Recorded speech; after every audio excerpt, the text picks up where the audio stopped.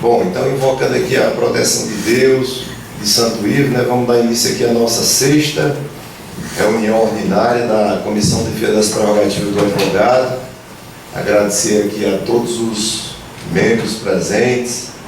Queria constar essa presença aí do nosso estimado Valdir, né, o nosso vice-presidente da CAAS, e também agradecer a presença dos colegas advogados que estão aqui presentes, né. Bom, então, a título a gente conseguiu, nós remetemos a pauta, mas eu acho que a gente remeteu há pouco tempo, mas as deliberações foram... Então a gente deixa para aprovar essa ata na próxima reunião. Já foi, o nosso secretário tinha passado para mim, eu me confundi um pouquinho lá, por isso que a gente não conseguiu passar a tempo, né? Mas nós já passamos hoje, a gente deixa para aprovar na próxima reunião, no final aqui, se der para a gente fazer uma lidazinha, tá? A título de informação, só queria dizer que nós preparamos, já foi protocolizada aquela representação contra a delegada do Distrito Policial, do 30º Distrito Policial. Nosso amigo Robson aí deu um apoio grande aí, tanto da elaboração da peça como do protocolo. E estamos assinando agora aqueles três ofícios que foi pedindo que todas as publicações que fossem feitas na Justiça Estadual e na Federal fosse feita através do diário oficial eletrônico, né? De cada justiça, considerando aquela deliberação que a gente teve. Então, está assinando agora, juntamente com o Marcelo, encaminhando uma solicitação para o TJCE, uma solicitação para a Justiça Federal, que foi deliberado na comissão, e até assim, ali referente à comissão, a gente propôs também ao Marcelo que ele encaminhasse um ofício também para o Conselho Federal, no sentido do Conselho Federal tentar fazer esse trabalho a nível nacional, para ver se uniformizava esse procedimento, para que todas as publicações fossem publicadas direitinho nos diários e não só nos sistemas, né? Demos início às visitas às varas cíveis, me beneficiou aqui perante os que compareceram, porque eu compareci a primeira, mas essa semana foi um pouquinho difícil, a passada também, mas queria também agradecer demais aqui o nosso amigo Tiago, o Robson e todos que estiveram lá. Ao final aqui nós vamos pedir que o Ney apresente os juízes que já foram visitados, né, para que a gente fique com esses dados. Na primeira que nós tivemos, a gente passou mais de, acho que umas 2 horas, a gente vê assim por parte dos magistrados. É bom que a gente aposta a resolução do problema da advocacia na magistratura, né? E a magistratura, quando você vai conversar com o juiz, eles apostam na solução do Poder Judiciário na OAB. Então, quer dizer, a gente passa às vezes mais tempo ele com tantas dificuldades do que propriamente a gente tentando fazer as solicitações. Então é um problema grave que a gente vem enfrentando, né? Sempre volto a dizer, custos é um deles, mas ainda é bem mais profundo quando a gente vai conversar com o magistrado, né? Não tem servidor, isso aí é generalizado, né? Enfim, então, professor Robson, logo depois, como tem o advogado aqui presente, aí a gente abre um tópicozinho para a gente falar sobre as visitas e sobre outros assuntos, ok? Podemos inverter a pauta, está previsto no nosso regimento, sempre que tiver advogado presente, de suma importância que a gente, tudo que a gente queria e que nós conseguimos, né? O Tribunal de Justiça já inverte a pauta por um trabalho, graças a Deus, que nós fizemos. O TRT também inverte a pauta, graças a um trabalho que nós fizemos. E aqui na nossa casa é que a gente tem que o nosso tempo é ouro, né? Presidente, só para fazer uma comunicação. Pois não. Pronto, boa tarde a todos os colegas. Como ficou definido na sessão passada, nós iríamos intermediar junto à diretoria do Fórum Clóvis Bevilacqua a disponibilização de um espaço para realizarmos uma sessão lá naquele estabelecimento, né, em virtude da sua grandiosidade e importância para o Judiciário. Na segunda-feira já estive lá pessoalmente com o Reginaldo Vilar, protocolamos o requerimento, foi aberto lá um processo administrativo e acabei de receber aqui no e-mail que transmiti agora para aquele meio institucional da nossa comissão a autorização do Dr. Zé Maria. Então, no dia 6 de maio, às 2 da tarde, nossa sessão irá ocorrer lá no primeiro salão do júri, né, que é uma sexta-feira. E aí temos que aqui também posteriormente deliberar a organização deste evento.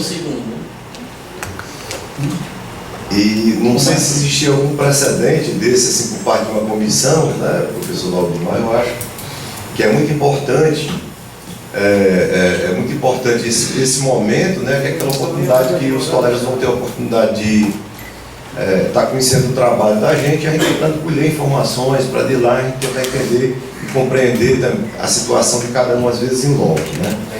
Então, louvo aqui a iniciativa que foi juntamente do Reginaldo com o nosso secretário. Eu já queria indicar o nosso secretário para organizar aí o evento.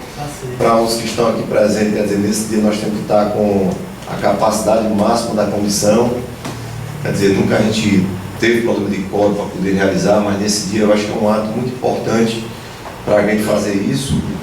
Existe foi até o Sormani que fez uma solicitação também para o Conselho realizar sessões fora também, para que os colegas tenham essa proximidade com a OAB. Então, parabenizar aqui a todos aí e indicar o nosso secretário-geral, o nosso secretário adjunto para poder organizar aí o evento, viu? Presidente, eu gostaria só de fazer um registro. Eu gostaria de registrar aqui o retorno às atividades do nosso amigo, companheiro, colega Edilton Barros, estava licenciado aí por motivos profissionais, dizer que é um valoroso membro dessa comissão, membro de outras gestões também, e que, assim como o Dr. Edilton, nós estamos realmente precisando de membros que se comprometam a relatar, que tragam seus votos, enfim, para que a gente consiga desafogar essa questão tão importante que é as prerrogativas. Acredito que nessa gestão atual foi muito importante a oxigenação que se deu, mas temos membros aí, meu presidente, valorosos, aguardando a entrada também na nossa comissão, como o caso de Carlos Eden, Luiz Pimentel, Carlos Rebouças e outros que já pediram e solicitaram inscrição. Então, Edilton, prazer tê-lo aqui. Espero que nós possamos, como já fizemos em outra oportunidade, movimentar processos, relatar e realmente fazer o que a ordem e os colegas esperam dessa comissão. Prazer.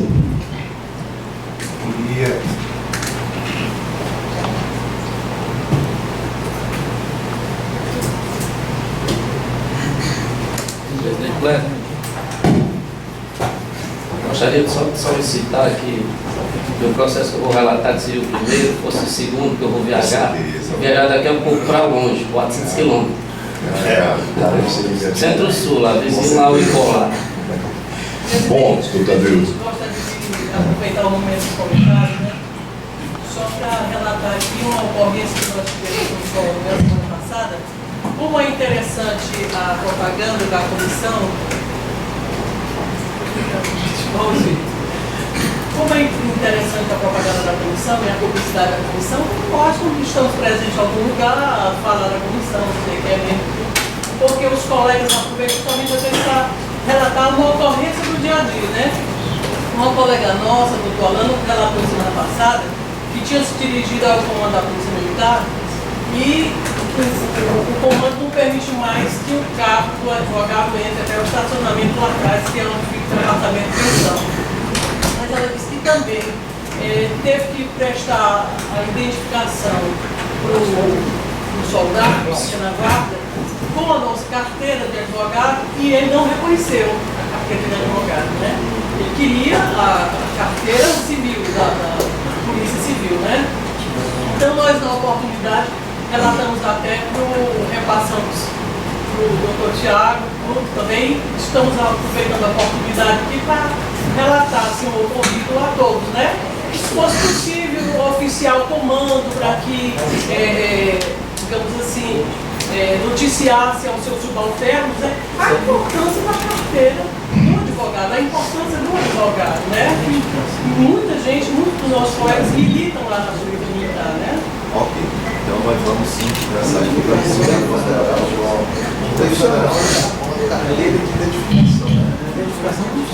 Se me permite uma sugestão, seria interessante até falar também com os amigos da Comissão de Direito Militar. Então, eles estão fazendo um trabalho muito bem feito, lá comandado pelo presidente Marcos Luna, o Ramon Davi também está lá na comissão, e que eles têm acesso ao comando da Polícia Militar. Agora eu queria assim, que esse assunto aqui a gente já está agendado, né? E que a gente pode fazer um trabalho em conjunto, vamos expedir um ofício, né? Mas para a gente dar sequência aqui à nossa pauta, né? Aí logo depois, quando a gente concluir a pauta aqui, a gente entra nos assuntos gerais para poder a gente tentar priorizar tanto o nosso amigo que vai viajar e o nosso colega. Só queria dizer, doutor Abel, que eu realmente vinha me sentindo um pouco órfão aqui, né? Porque há 3 anos e meio, né, quando a gente assumiu aqui a presidência da comissão, encontrei aqui todo apoio, tanto seu como o Carlos Rebouças, Carlos Eden, os meninos todos, e a gente aprendeu um pouquinho, e teve um pouquinho adquiriu um pouquinho da experiência sobre prerrogativa. Confesso que me apaixonei graças a esse grupo, e o Eduilton é um baluarte aí, que se dedica realmente às relatorias, com votos bem fundamentados, enfim, né? Meu amigo, se você quiser, está facultada a palavra aí, né? Bem, pessoal, inicialmente agradecer as boas-vindas do presidente Clécio, do Franco, e dizer que a recíproca é verdadeira. A honra é minha em retornar, mas nunca saí, né? A gente estava licenciado, mas retornar às atividades da comissão. E no mais endossar as palavras do Franco relacionadas àqueles que ainda pretendem entrar na comissão, e que já prestaram, tenho certeza que irão cada vez mais engrandecer a nossa comissão. Nós precisamos muito de mão de obra, né? De pessoas que já têm experiência e seriam de grande ajuda, né? E no mais eu vou relatar o processo agora, você vai mandar a palavra. Então vamos chamar aqui o número do processo. O número do processo aí, doutor. 6335/2016. Estamos chamando aqui o processo 6335/2016, da relatoria do doutor Eduilton. Pergunto aqui ao colega se há algum problema no que se refere à transmissão do julgamento que essa sessão está sendo transmitida, né, ao vivo aí pelo Facebook. Os colegas que puderem aí podem remeter comentários. O Paulo ali já está curtindo ali, ó, pelo menos uma curtida já tem, né? Então está sendo transmitido ao vivo. Se há alguma objeção em relação à transmissão, né? Então, não havendo, pediria também ao nosso secretário que constasse em ata essa observação, né? Que por parte do advogado não há nenhuma objeção em relação à transmissão. Então, com a palavra do doutor Eduilton para a leitura de relatório, voto. Processo 6335. Eduilton, só o procedimento que a gente utiliza aqui, o relator, ele profere o relatório, aí profere o voto, aí depois do relatório e do voto, aí é que a gente faculta a palavra ao advogado presente. Até fica melhor de você a gente fazer a sustentação, porque eu já conheço o funcionamento do relator e você faz a explanação, né? Aqui a gente não vem distribuindo voto entre entre os integrantes, né? Então, aí toma conhecimento aqui na hora, ele lê o relatório, voto, e logo em seguida ele faculta a palavra, ok? Doutor Eduilton, com a palavra, meu amigo. Processo 6335/2016, Carlos Antônio Peixoto da Silva. Trata-se de reclamação protocolada pelo advogado Carlos Antônio Peixoto da Silva, OAB 13.614, devidamente representado por seu procurador Reno Feitosa Gondim, OAB Ceará 11.523, onde se insurge contra a conduta dos promotores de justiça Daniel Ferreira de Lima, Marcos William Leite de Oliveira, Manuel Epaminondas Vasconcelos Costa e Francisco Rinaldo Souza Janja, que subscreveram a denúncia ofertada ao juiz de direito da segunda vara da comarca de Crato, Ceará, relacionada à operação Medellín do Cariri.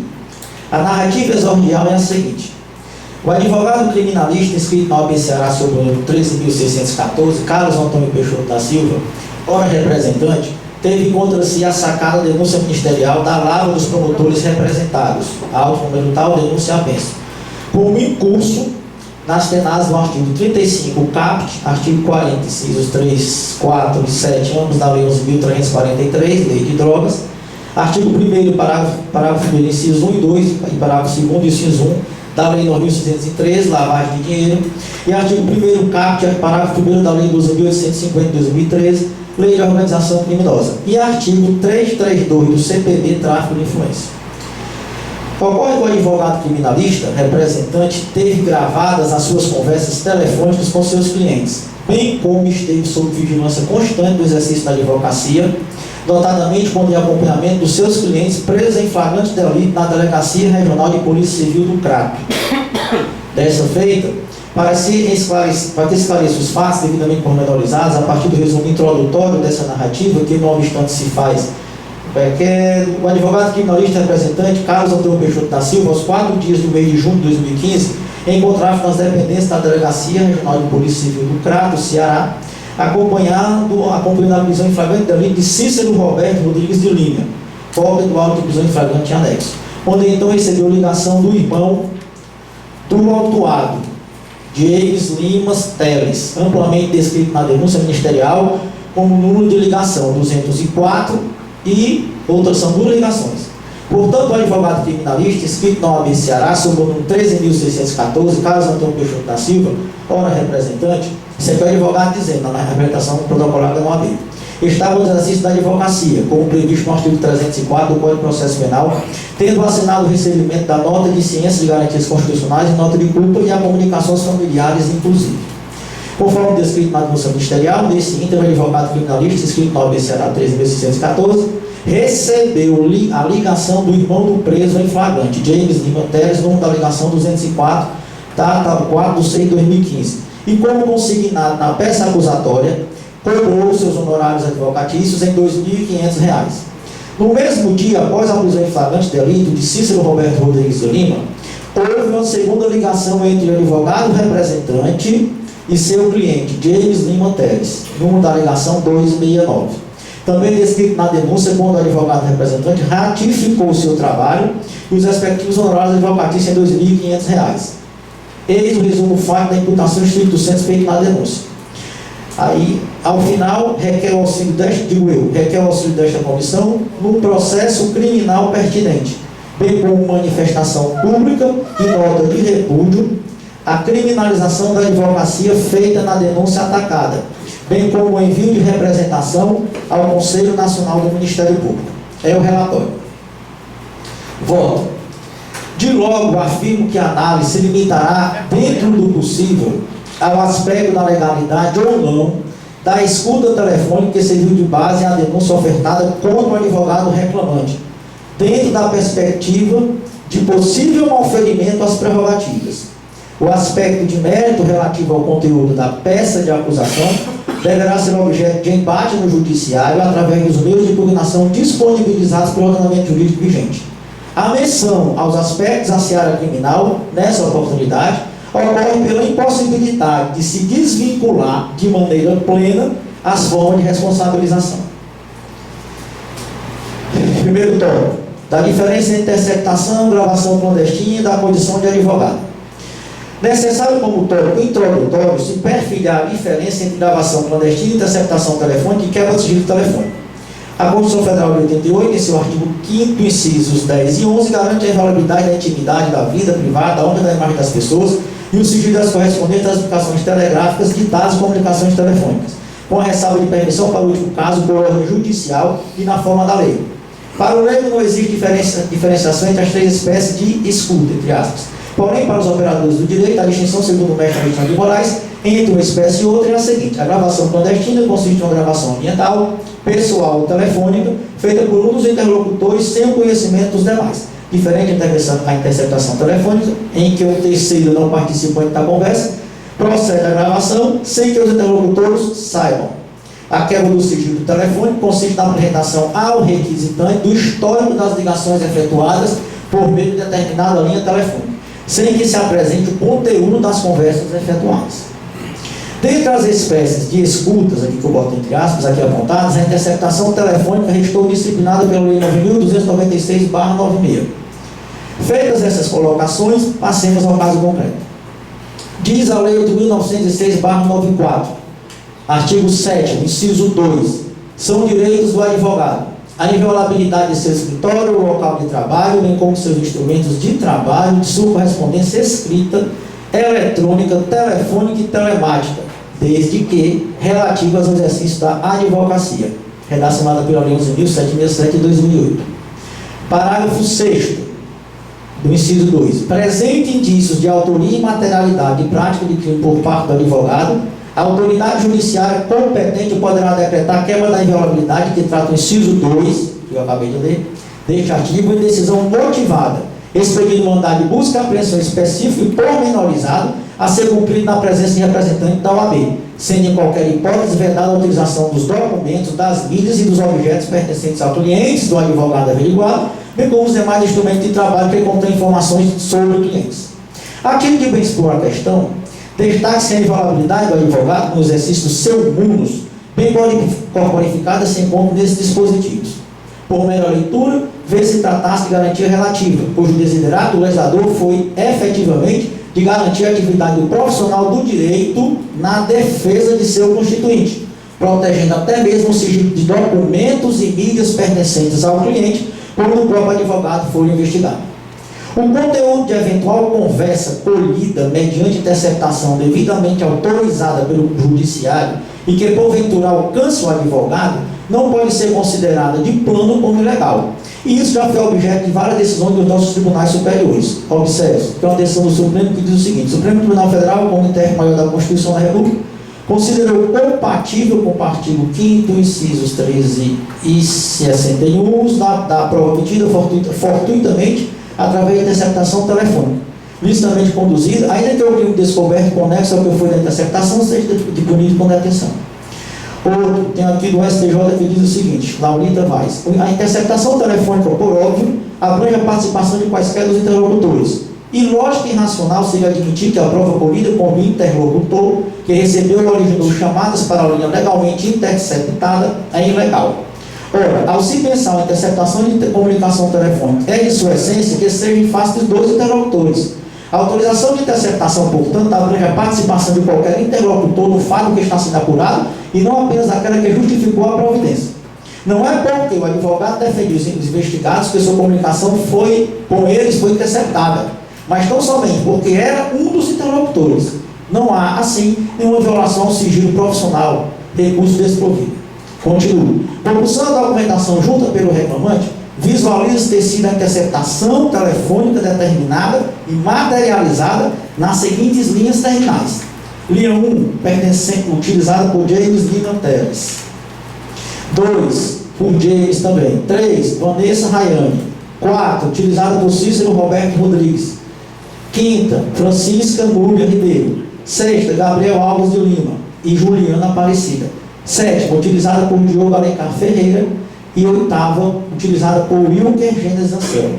Houve quebra de sigilo, não foi interceptação, quebra de sigilo, nas seguintes linhas.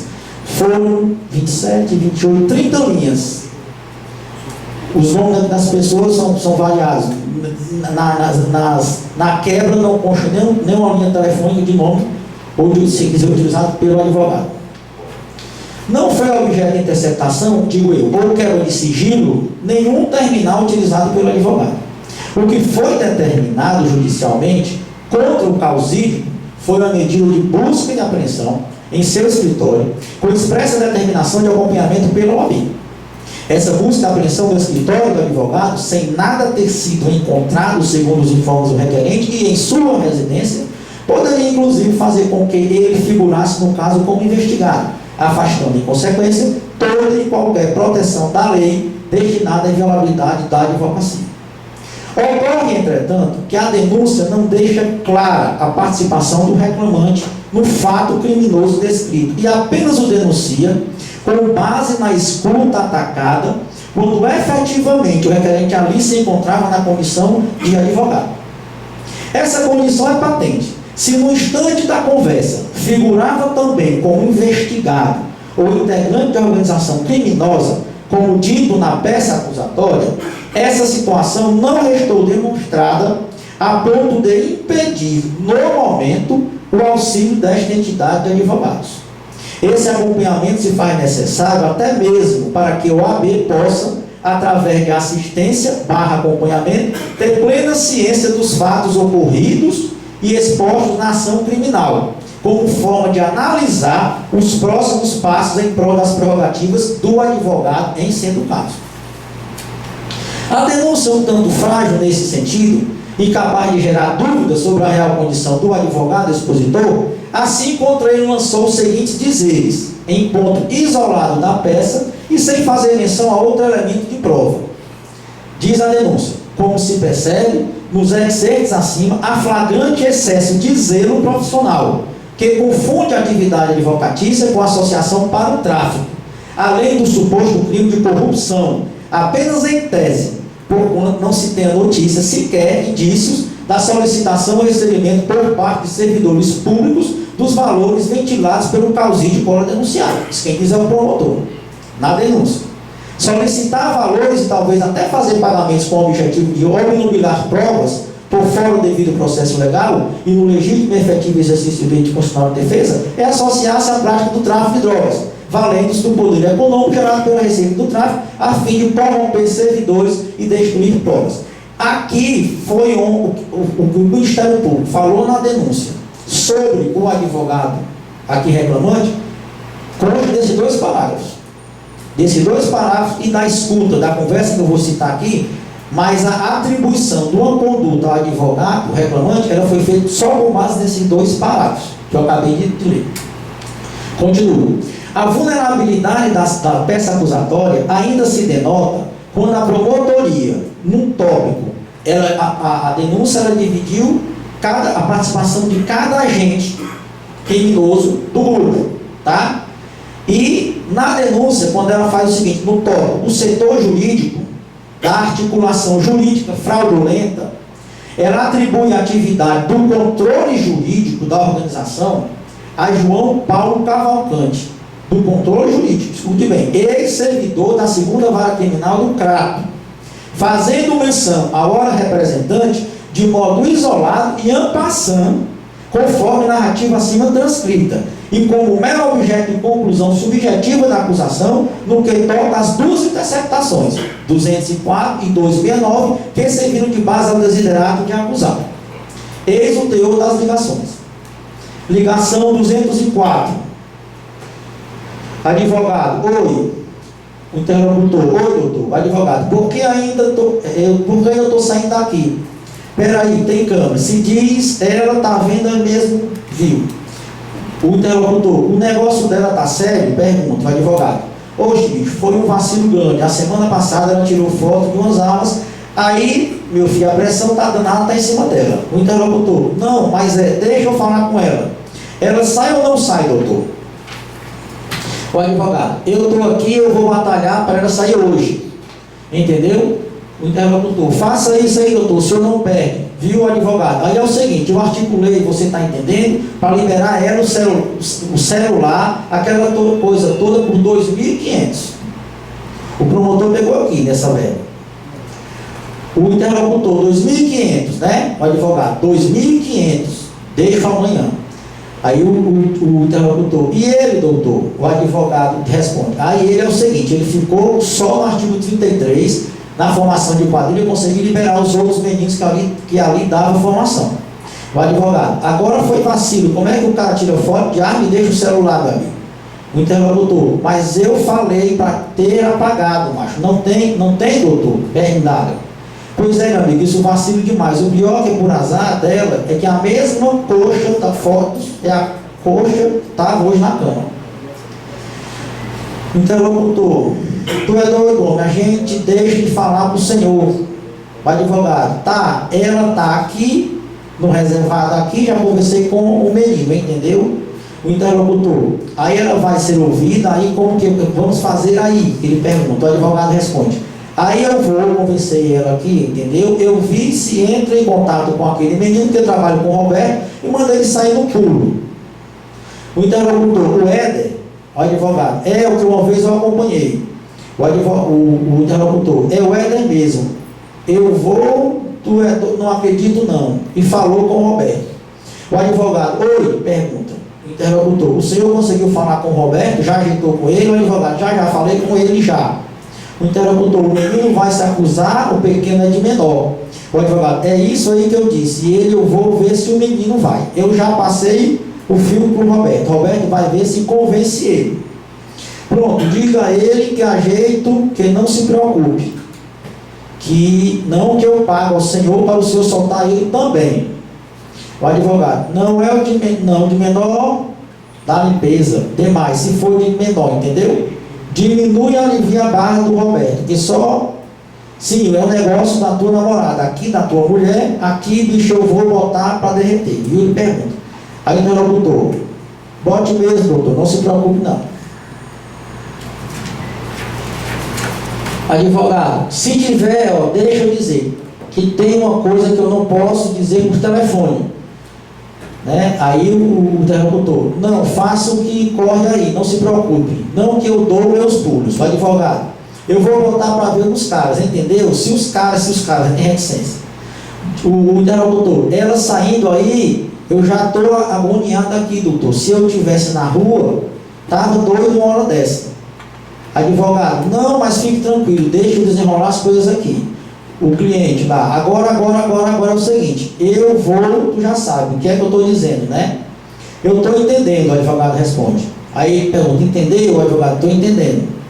O cliente, veja o que o senhor pode fazer, pelo amor de Deus. Viu? O advogado, tá, valeu. Segunda ligação. Oi, doutor. O advogado, pronto, viu lá? Aí o cliente, como foi lá, doutor? O advogado, deixa eu te dar um balanço da operação. E foi o seguinte, foram presos 4 pessoas, sua esposa, Roberto, e 2 meninos lá na oficina, tá certo? Não tinha como tirar tudo, só ficou Roberto, certo? Porque a oficina é dele, pela quantidade de droga que foi encontrada lá, não tinha como. Jay, o cliente, eu sei como é. O advogado, não tinha como tirar ele, não entendeu? A quantidade que foi até uma quantidade razoável, cada pedrona de crack. É o seguinte, vou dizendo por alto, você vai captar, tá certo? Aí o cliente, certo? O advogado, para tirar sua namorada, eu consegui liberar o celular, que eu estava com receio que eles iam periciar o celular, entendeu? Aí ele disse, sei como é, advogado, porque todo o celular, computador, eles têm memória. Porque mesmo você apagando, ele fica registrado nessa memória, entendeu? Aí o cliente, é por causa do e-mail, né? O advogado, entendeu? Eu digo, eita, esse celular deve estar cheio de vai e entra. Aí o cliente diz, estou entendendo. O advogado, manda ele pegar esse celular aí e troca esse celular, aí que pode ser até que eles até chamem para periciar. Aí o cliente, sei como é, estou entendendo. O advogado, não é esse, era o meu celular que eu estava com ele no dia mais de outro. Aí o cliente, sei como é. O advogado, aí é o seguinte, eu articulei lá, você está entendendo, para liberar ele do celular, qualquer coisa por 2.500, viu? Aí volta aquela mesma história dos honorários.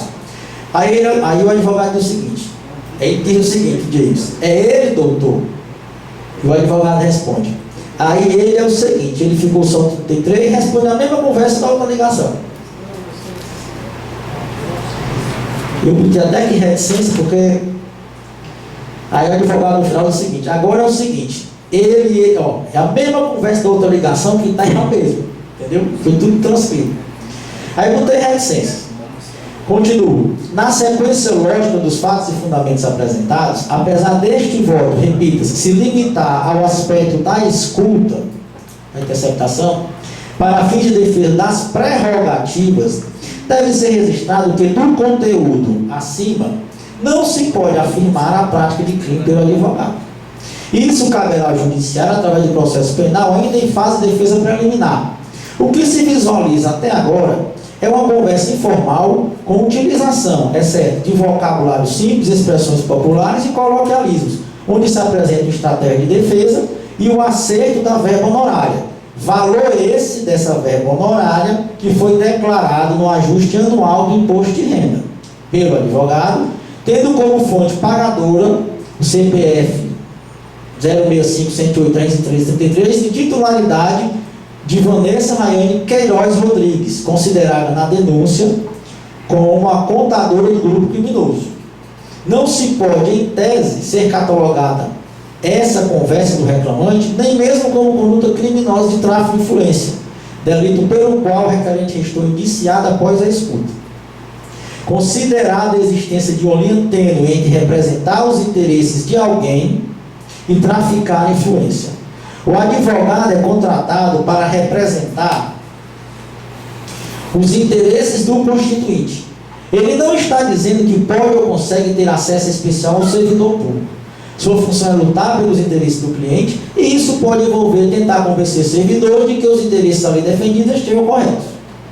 Esse ato aqui aberto tem o condão de fazer uma ponte com a análise da situação da interceptação telefônica naquele momento, considerando o que diz a Lei 92, 96, 96. Observe, a gravação que não interessar a prova será inutilizada por decisão judicial.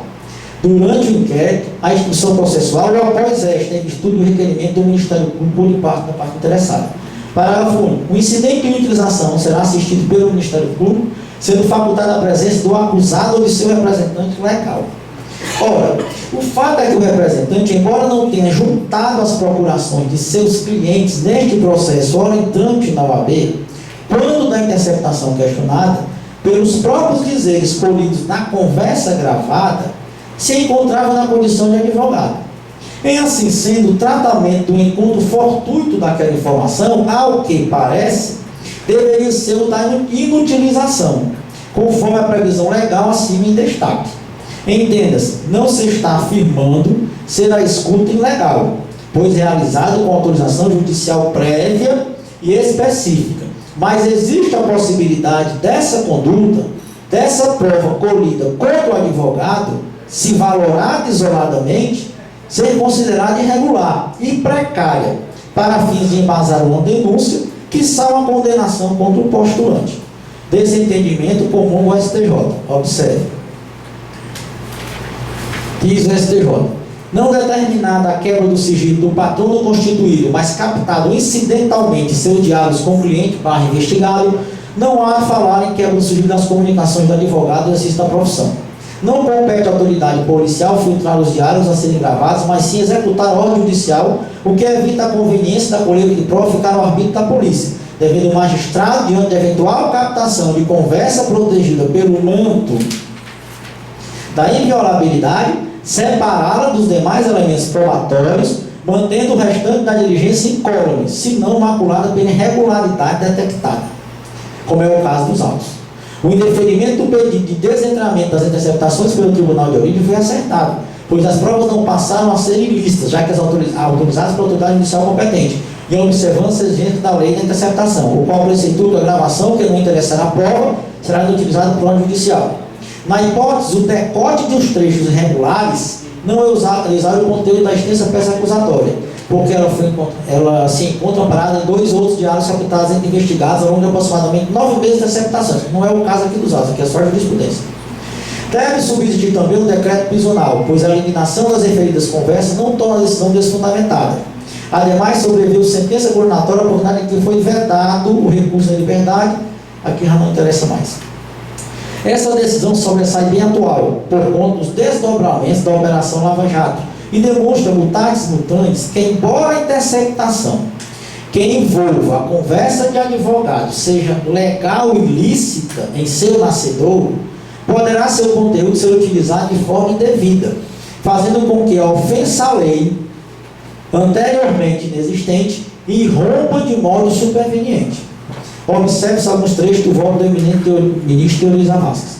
É certo que eventual encontro de indício de envolvimento de autoridade detentora de foro especial, aqui seria sigilo, fazendo parâmetro, durante atos instrutórios subsequentes, por si só, não resulta em violação da competência desta Suprema Corte, já que é apurado sob o crime da autoridade judiciária até então desconhecida. Embora a interceptação telefônica tenha sido aparentemente voltada a pessoas que não ostentavam prerrogativas de foro por função, aqui eu digo prerrogativa do advogado, o conteúdo das conversas, cujo sigilo ao que consta foi levado incontinente sem nenhuma das cautelas exigidas em lei, passou por análise que evidentemente não competia ao juízo reclamado. Tópico 2. Da representação contra os promotores e da nota de repúdio. O último ponto a merecer análise, na ótica da razoabilidade de argumentação, é ser ou não reprovável a conduta do parquet quando do oferecimento da denúncia contra o advogado pelo conteúdo da escuta telefônica, a ponto, inclusive, de desafiar a elaboração de nota de repúdio desta entidade. É pacífico o entendimento doutrinário e jurisprudencial dos nossos tribunais, que, no sentido de que a denúncia para ser viável necessita de um mero juízo de probabilidade. Logo, para o oferecimento da peça acusatória, basta os fatos descritos constituem um crime em tese e que haja indício suficiente de autoria. Se o Ministério Público se convencer nessa fase que antecede a denúncia da presença de requisitos mínimos para o seu oferecimento, não se visualiza de plano e em tese qualquer conduta ilícita. Isso não impede, por evidente, a posterior responsabilização, caso a pretensão acusatória seja absurda e precária em seus fundamentos, situação a ser analisada no caso concreto, quando da iminente assistência in loco a ser prestada pela OAB no processo crime e antes da decisão de recebimento ou não da denúncia. Eventual precariedade da denúncia poderá e deverá também ser analisada, se for o entendimento do requerente, via habeas corpus, nos termos já sedimentados pelo Supremo Tribunal Federal, conforme jurisprudência abaixo destacada.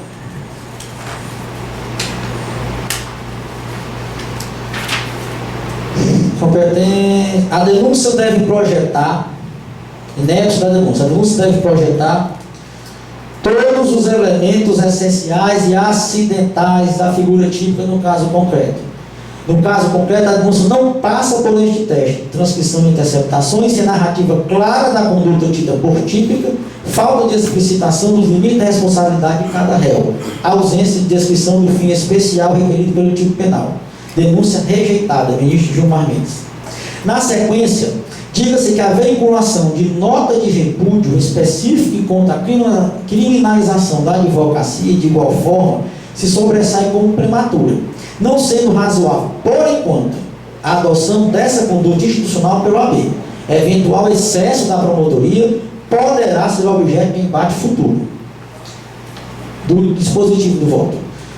Do exposto, em face da prova anexada à reclamação e pelos argumentos acima delineados, me inclino pelo atendimento em parte da postulação do interessado, no sentido de deferir a devida assistência da OAB Ceará como forma preparatória para a prática de outros atos de defesa da advocacia, se for o caso, nos termos da Lei 8.906/94 e do artigo 16 do Regulamento Geral, assim emendado, sem prejuízo da atuação de seu defensor, contará ao advogado com a assistência de representante da OAB nos inquéritos policiais ou nas ações penais em que figurar como indiciado, acusado ou ofendido, sempre que o fato a ele imputado decorrer do exercício da profissão ou a este vincular-se. Ponto. Esse acompanhamento deverá ser imediato. É como voto. Obrigado, doutor Wilton. Voto aí bem circunstanciado, como costume, né? Doutor Wilton, só para me entender aqui, para a gente tentar fazer aqui os encaminhamentos, logicamente, em seguida a palavra ao advogado, né? O pedido foi no sentido de, o pedido de providência. O pedido dele é o seguinte: o auxílio da comissão, uma nota de repúdio, né, pela conduta do promotor, pela denúncia, e uma representação ao Conselho Nacional do Ministério Público. Tá? E eu fui procurar ver no site do TJ qual era a situação atual desse processo. Ele está na fase de recebimento da defesa preliminar. Aí a proposta, no caso do relator, seria no sentido da OAB se habilitar nos processos. A OAB se habilita no processo criminal. Eu acredito que essa nota de repúdio agora, no momento, eu acredito que a presença física de algum representante da OAB teria muito mais eficácia do que uma simples nota de repúdio no momento. Porque o OAB, de qualquer forma, ele ainda está na fase de defesa preliminar. Tá? Eu, como eu disse, eu não entrei no aspecto criminal em si, eu tive que puxar alguns elementos. Mas a denúncia aqui, quem quiser a oportunidade de ler, está até no sistema, ela é frágil, porque aqueles 2 parágrafos que eu li, ela pega aquelas 2 gravações, 204 e 269, e no final, o promotor, ele faz aquela argumentação nos 2 parágrafos subsequentes, fala de excesso de zelo, que não tem indícios, quer dizer, que não há um liame. Tá? Até quando ele vai fazer o liame do crime com a participação dele, do advogado, tá? Ele taxa o principal dirigente do lado jurídico dessa associação criminosa com esse servidor e não contra ele. Ele pega lá no final. Entendeu? Bom, então vamos voltar aqui a... Vamos esclarecer. Doutor, Essa denúncia foi recebida. Ainda não foi recebida. Faz preliminar. Então, vamos deixar para os esclarecimentos, inscrições, tudo depois da sustentação oral do partido colega, né?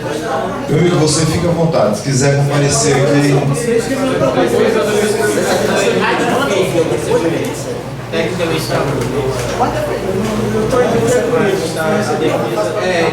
Ele recebe, mas se sabe, ratifica ou não. Ratifica ou não. Bom, então vamos facultar aqui a palavra, pedir atenção aqui dos colegas, né? E vamos facultar aqui a palavra. Normalmente a gente tem concedido 5 minutos, o nosso regimento normalmente concede 15. Então vamos tentar colocar nesses 15, considerando aqui a complexidade do caso, né? Eu estou vendo sempre à vontade, meu irmão, na sua casa, viu?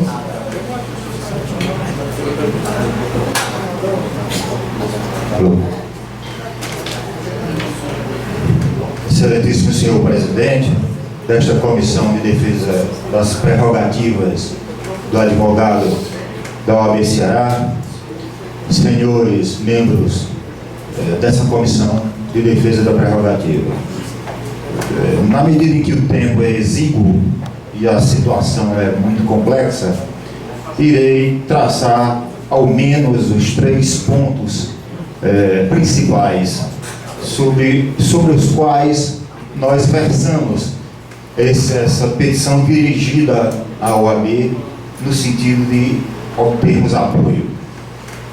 Veja bem, nós temos um colega advogado criminalista, Dr. Carlos Antônio, a quem estou representando nesse momento, colega advogado há pelo menos 15 anos de advocacia criminal, praticamente uma advocacia exclusivamente criminal, que vem passando uma circunstância que, ao mesmo tempo em que é singular, é hoje um drama da advocacia criminal a nível nacional, que é o monitoramento dos advogados.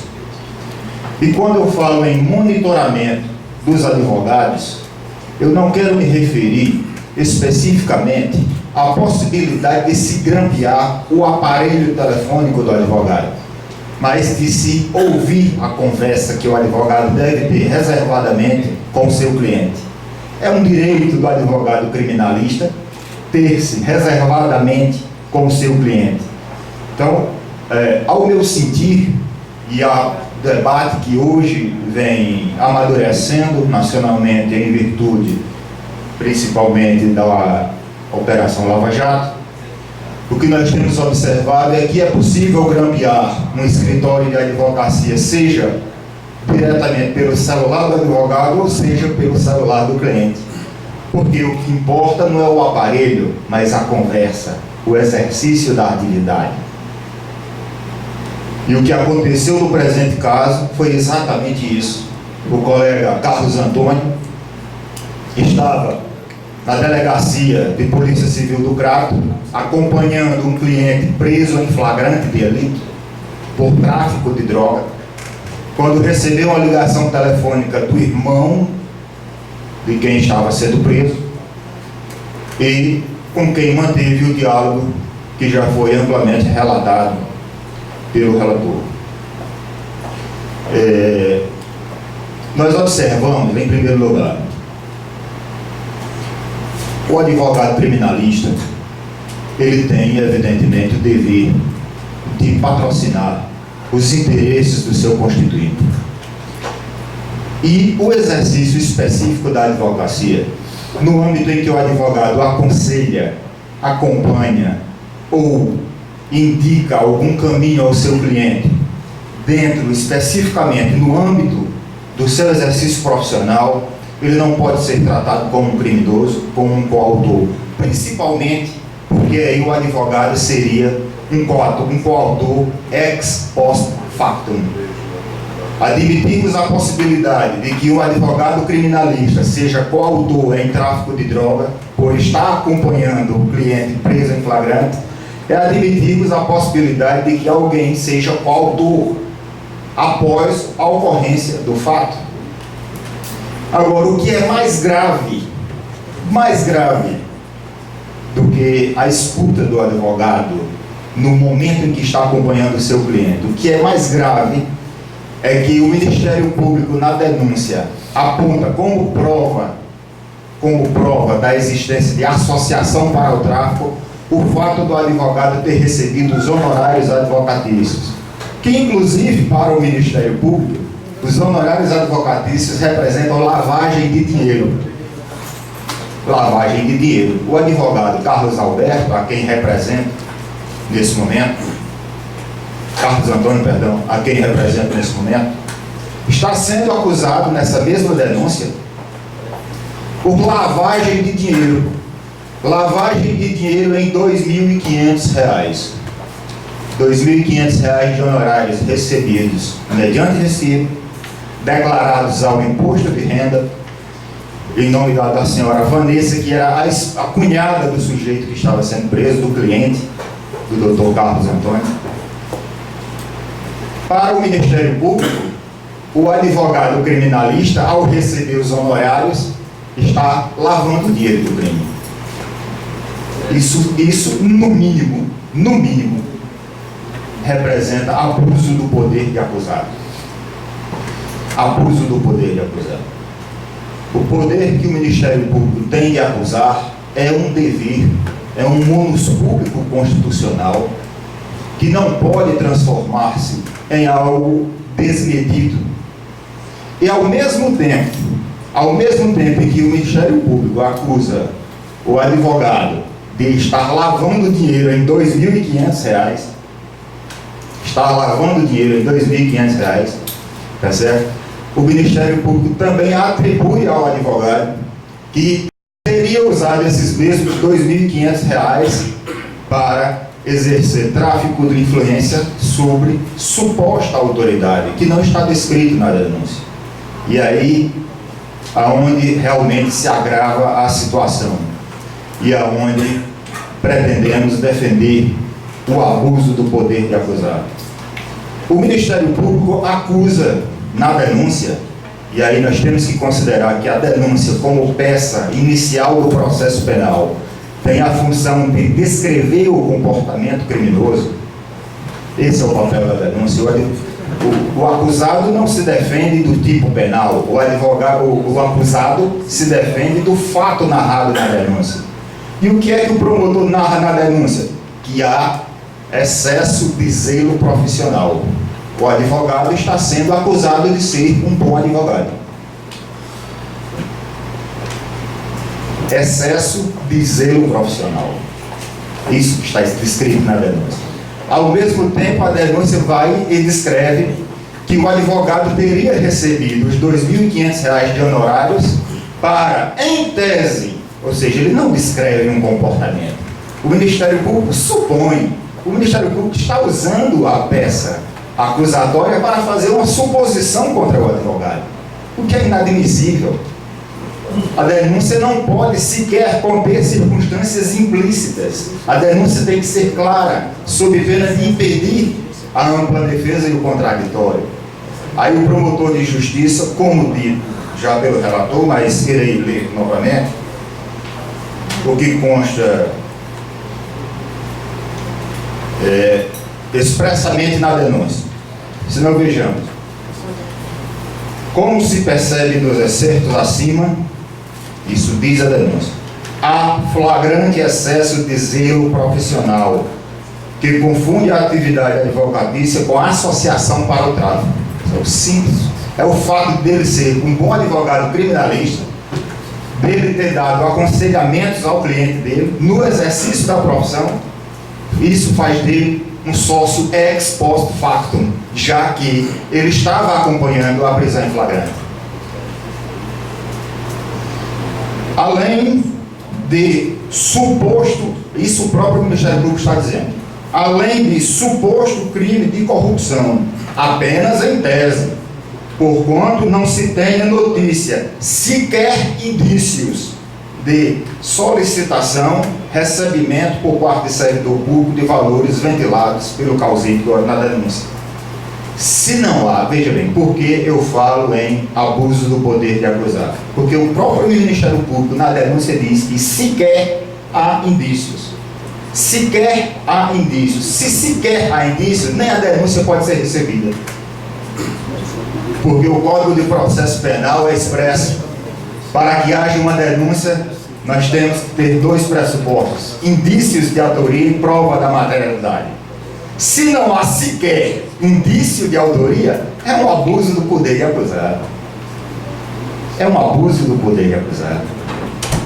E o abuso de acusar um advogado. E digo mais aos senhores, que essa é uma tese que eu já havia ventilado em sala de aula. Eu sou professor universitário e já havia ventilado em sala de aula. Uma vez encontrei um promotor de justiça que ele defendia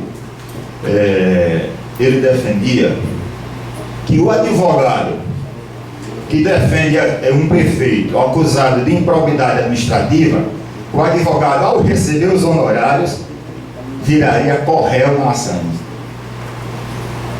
O que eu estou assistindo, o que nós estamos assistindo nesse processo criminal do Crato é isso. O advogado recebeu os honorários de alguém que está sendo acusado de tráfico de drogas, logo ele virou sócio do tráfico de drogas. O vínculo que o Ministério Público aponta como nexo de causalidade ou nexo que justifique a coparticipação ou a associação para o tráfico são os honorários. Não há nada mais além disso. Então é a criminalização da advocacia. O estado de terror que já teria falado Michel Foucault, né? Aldous Huxley, que chegaríamos um dia em que haveria até a vigilância do pensamento. É isso que o Ministério Público está tentando fazer com a advocacia cearense. Vigiar até os nossos pensamentos, né? E criminalizar a nossa atividade, que é fundamental para o Estado Democrático de Direito. Para encerrar, gostaria apenas que ficasse consignado que a defesa das prerrogativas do advogado criminalista, e especificamente no que se refere ao exercício da advocacia criminal, requer um cuidado muito sui generis, requer um cuidado especial. Haja vista que, por ser a última ratio do sistema jurídico, direito penal, a advocacia criminal está muito exposta. A advocacia criminal, ela é muito sutil. E nós estamos muito suscetíveis a acusações e a passar por vexames em que um processo desse, em que o promotor oferece uma denúncia e o próprio promotor descreve na denúncia que sequer tem indício, mas mesmo assim oferece a denúncia, já gera uma pena. É uma das misérias do processo penal, como diria Carnelucci. O próprio trâmite da ação já é uma penalidade para o advogado.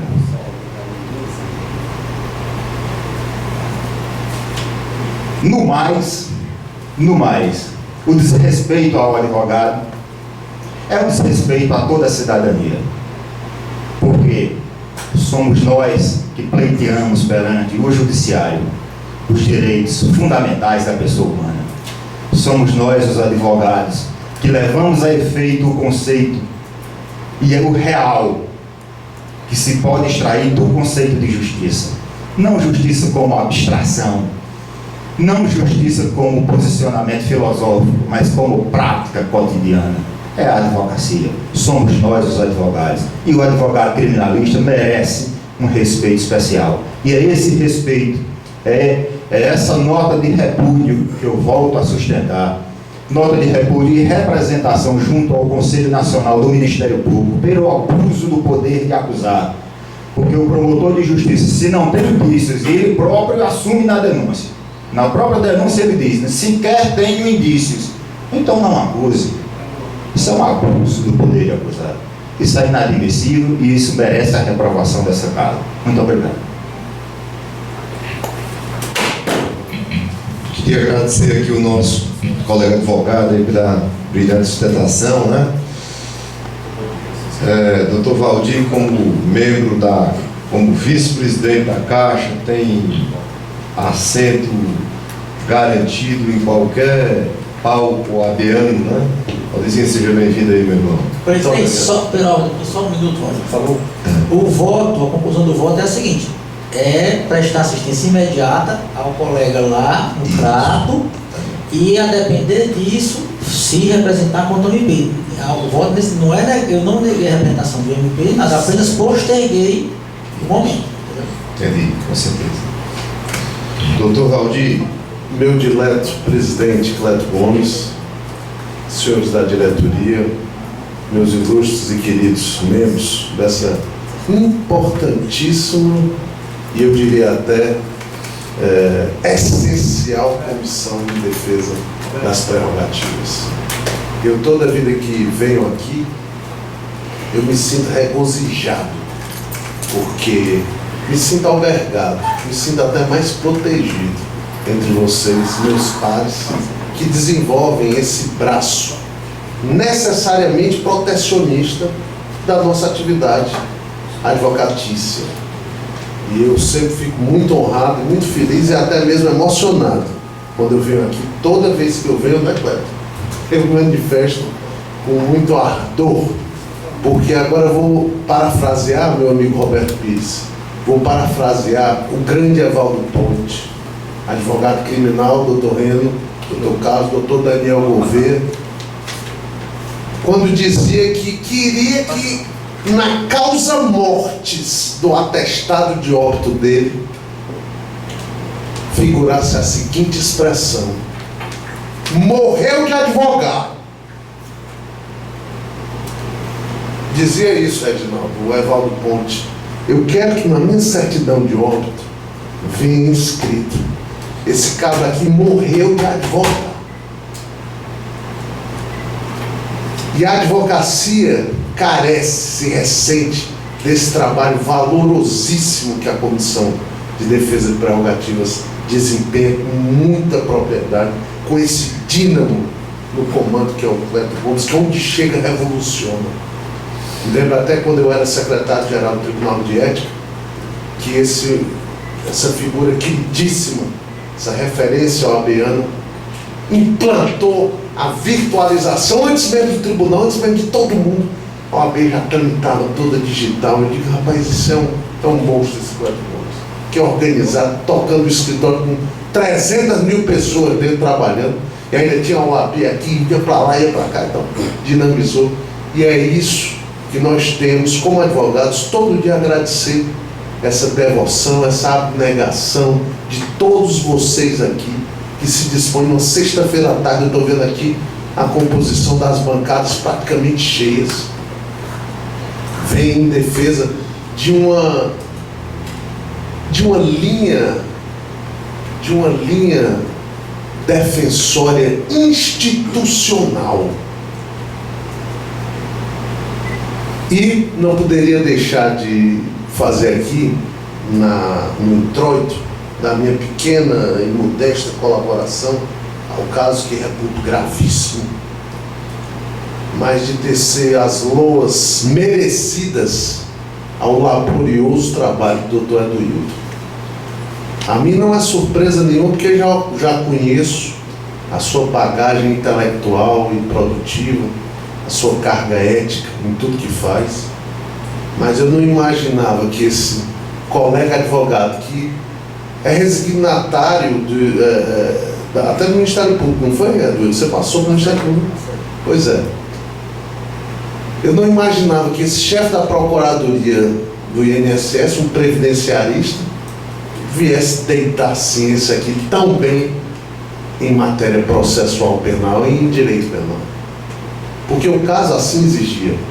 Nós não podemos avaliar a conduta do colega, nem tampouco a postura dos representados, sem que nós não nos detivemos nessa seara criminal, propriamente dita, ainda que estricto senso. E a preocupação que o Reno Feitosa expôs aqui na tribuna é a minha preocupação também. Porque a advocacia, sobremodo a advocacia criminal, e eu vejo aqui brilhantes colegas que atuam no crime aqui também, quero até saudar o meu querido amigo Daniel Gouveia, o único presidente de 2 subseções do estado do Ceará, foi presidente do Iguatu, foi presidente do Canidé, onde se desloca é uma legião de apoiadores, né? E que milita também na advocacia criminal, sabe as agruras por que passamos todos nós. E essa situação, esse clamor público, esse ativismo judicial que se propaga atualmente, essa hipertrofia institucional do Ministério Público, que é relevantíssimo como instituição, mas que também não pode abusar, por exemplo, do direito de acusar, como bem assentou o grande Reno Feitosa aqui da tribuna. E eu me deparo com uma situação grave. Por quê? Nós temos um colega investigado, não tem problema nenhum. A norma penal, ela é horizontal. Nós não podemos nos furtar de sermos investigados, de sermos acusados. Isso é natural. Desde que estejamos incorrendo prática prevista como típica pelo Código Penal.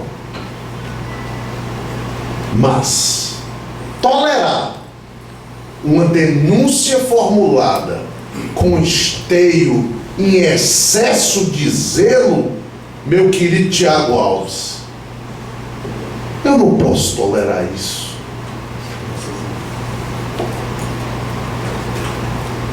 O sistema processual brasileiro, falaciosamente taxado de misto, mas nem misto é,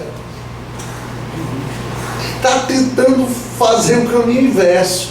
Nós migramos do sistema inquisitorial para o sistema acusatório, que privilegia a ampla defesa e o contraditório numa simetria com os ditames constitucionais vigentes. Nós não podemos colocar